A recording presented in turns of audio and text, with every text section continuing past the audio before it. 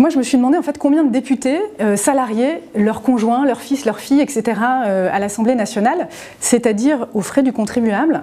J'arrive à la conclusion que à peu près 20% des députés de l'hémicycle en 2014, puisque c'est l'année sur laquelle j'ai travaillé, ont embauché à un moment donné de l'année leur épouse, leur cousin, leur cousine, etc.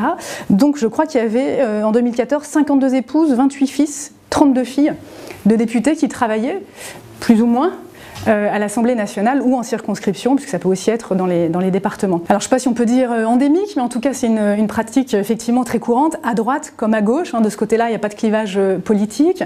En fait, ils sont très attachés à leur autonomie et à l'idée que c'est de l'autorégulation. Voilà, c'est pas de l'autogestion, c'est de l'autorégulation. Sauf que la régulation, elle est à mon avis insuffisante pour l'instant. Il serait temps, je trouve, que l'Assemblée nationale tente de mettre en place un contrôle sur la réalité du travail effectué par ses proches. C'est vrai que c'est difficile.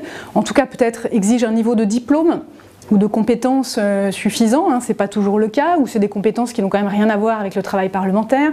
Je pense là par exemple à Nadia Copé, l'épouse de Jean-François Copé, qui est psychologue pour enfants, ou à l'épouse de Bruno Le Maire, qui a travaillé à l'Assemblée comme son assistante ou l'assistante de son suppléant jusqu'en 2013, et qui elle est peintre, voilà, et qui élève aussi les nombreux enfants à la maison. Donc à l'évidence, il y a des choses à inventer pour au moins contenir le phénomène, si ce n'est l'interdire par précaution. Mais il y a aussi des règles d'encadrement qui peuvent être prises par l'Assemblée nationale, et puis il y a la possibilité d'une interdiction totale, voilà, la prohibition des emplois familiaux au Parlement. C'est l'option qu'a choisie le Parlement européen depuis 2009.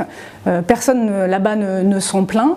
C'est évidemment une solution un petit peu radicale, mais après tout, le principe de précaution, on l'applique dans d'autres domaines. On voit mal ce que ça retirerait aux députés de leur interdire de travailler avec leurs épouses. Eux, ils répondent toujours, mais vous vous rendez pas compte, le travail de député, comme c'est prenant, on n'a pas le temps d'être en famille, etc. Donc c'est aussi une manière de garder un lien avec mon épouse ou mes enfants. Bon, je trouve que c'est un argument qu'on comprend, mais qui n'est pas recevable dans une démocratie moderne, mature, qui est confrontée à autant d'abus. Donc au fond, le seul garde-fou, il est d'ordre pénal. Voilà, un emploi fictif, c'est illégal.